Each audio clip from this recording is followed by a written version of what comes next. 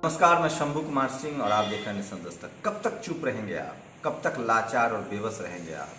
और कब तक ईमानदारी पर चलने वाले शख्स की मौत, हत्या और जेल में डाले जाते रहेंगे, नौकरियां जाती रहेगी? कफील खान मासूम बच्चों को बचा रहे थे, योगी सरकार ने उनको जेल में डाल दिया। जब उनको हाई कोर्ट से न्याय मिली, सुप्रीम कोर्ट तक मामला पहुंचा, तब जाकर उनको न्याय मिला।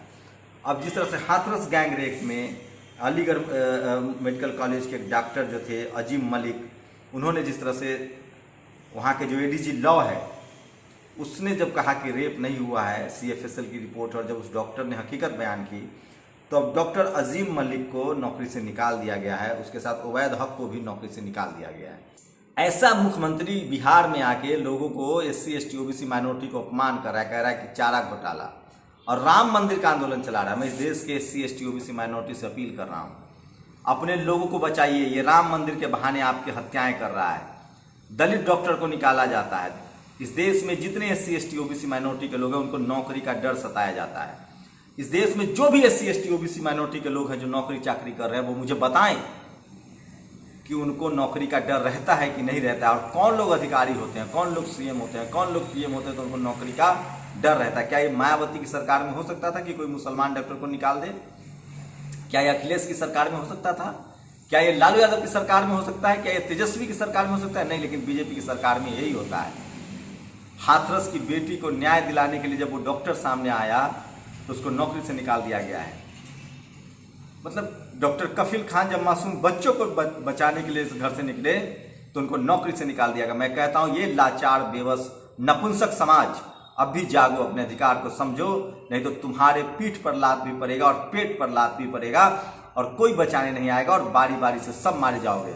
और मैं एक बार फिर इस समाज को कह दे रहा हूं, अगर तुमने सच का साथ नहीं दिया तो तुम्हारे सामने सच बोलने वाला नहीं होगा। और तुम जो आज सब अपने अपने घरों में बैठे हो, डरपोक, नपुंसक, तुमको भी एक दिन कोई ना कोई पेट पर लात मारेगा, पीठ पर लात मारेगा, और तब कोई बचाने वाला नहीं होगा। ऐसे सरकार के खिलाफ, ऐसे सत्ता के खिलाफ, ऐसे हुक्मरान के खिलाफ खड़ा होने की जरूरत है। मैं एक पत्रकार के तौर पे इन तमाम इस तरह की कार्रवाई की निंदा करता हूं और उसकी खिलाफ आवाज उठाता रहूंगा। मैं शुक्रिया अदा करना चाहता हूं वाल्मीकि समाज का, 400 परिवारों का, जिन्होंने बौद्ध धर्म को अपनाया। हमें छोड़ना पड़ेगा उस धर्म को जो हमें नीच कहता है, उस धर्म को जो हमें जातियों में बांटता है, उस धर्म को जो हमें शूद्र कहता है, अछूत कहता है। जो हमारे, बताइए, अगर वाल्मीकि समाज हिंदू था तो वाल्मीकि बेटी के लिए कौन नहीं? अब रिपोर्ट आई है कि आरोपियों को बचाने की कवायद हो रही है। बिहार चुनाव में इसका असर पड़ रहा है, और इसीलिए देखिए बिहार चुनाव की मैं तमाम ये सारी अखबार है, कैसे इस देश की मीडिया कितना बड़ा पाप करते हैं। तेजस्वी की रैलियों में हुजूम उमड़ता है, लेकिन मीडिया क्या दिखा रही है? आज तक जैसा चैनल कहता है कि नीतीश कुमार CM बनेंगे, NDA की सरकार बनेगी। पता है क्यों?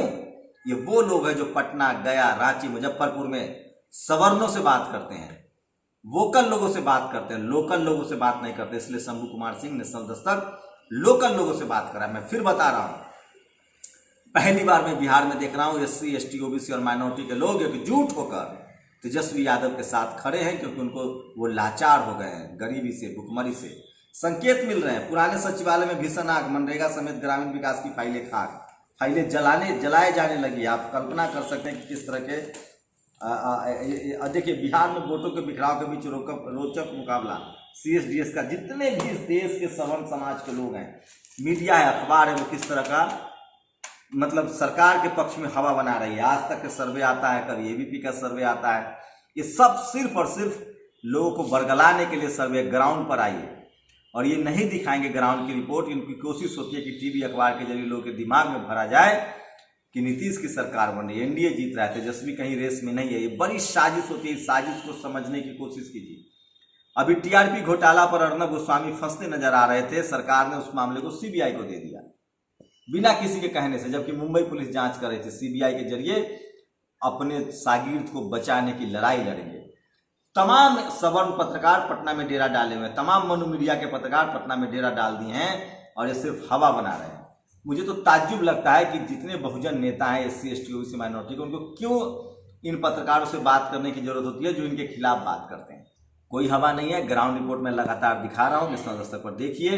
जो सच्चाई है मैं वही बात कर रहा हूँ, मैं लोकल लोगों से बात कर रहा हूँ, मैं वोकल से नहीं। मैं इसलिए बार बार कहता हूँ कि इस देश में बहुजन समाज को सावधान रहना पड़ेगा, और आप अपने सच बोलने वाले, आपके समाज के आंदोलन के लिए लड़ने वाले लोगों के साथ खड़े नहीं होंगे तो अब कोई बचेगा भी नहीं।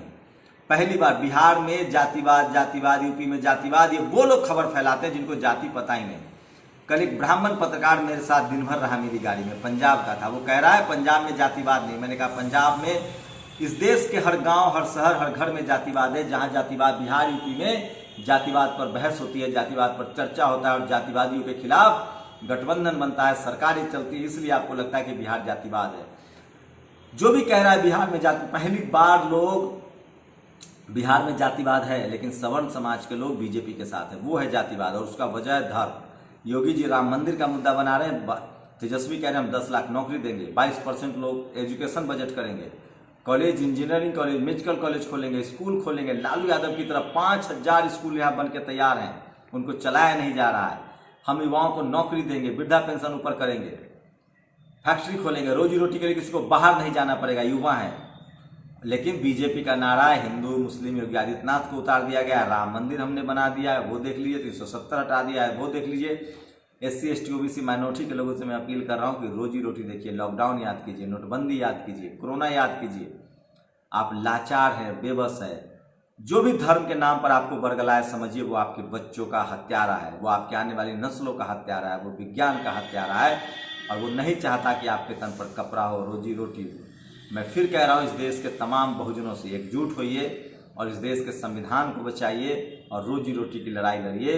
बीजेपी की लगातार कोशिश हिंदू मुस्लिम को हो रही है, उसको नहीं, मीडिया पर बिल्कुल भरोसा मत कीजिए। ये जो इनका ओपिनियन पोल है, ये सब के सब मैनेजमेंट होता है, सरकार से पैसा लेते हैं, सत्ता के पक्ष में ये बैटिंग करते हैं। नेशनल दस्तक लगातार आपको ग्राउंड रिपोर्ट दिखा रहा है, लोग क्या सोच रहे हैं वो दिखा रहा है। और पहली बार SC ST OBC माइनॉरिटी के लोग एक साथ मिलकर वोट करते नजर आ रहे हैं। और टीवी अखबार पर मत जाइए। ये आज की बड़ी खबरें थी जो मैं आपके सामने ला रहा था। आज फिर मैं आपको बिहार के तमाम लोकल लोगों से बात कराऊंगा जो वोकल नहीं है, लोकल है। और आप समझ लीजिए कि तेजस्वी की आंधी चल रही है, लहर चल रही है, और उसमें SC ST OBC और माइनॉरिटी के लोग एकजुट हैं। सवर्ण समाज के लोग अभी भी बीजेपी के साथ बने हुए हैं। शुक्रिया। नेशनल दस्तक की आपसे गुजारिश है कि अगर इसको बचाना चाहते हैं तो नेशनल दस्तक को सब्सक्राइब करने के लिए रेड कलर के सब्सक्राइब बटन को दबाएं, फिर बेल आइकन की घंटी दबाएं। नेशनल दस्तक को बचाने के लिए बहुत जरूरी है कि हर खबर को शेयर करें, लाइक करें, कमेंट जरूर करें।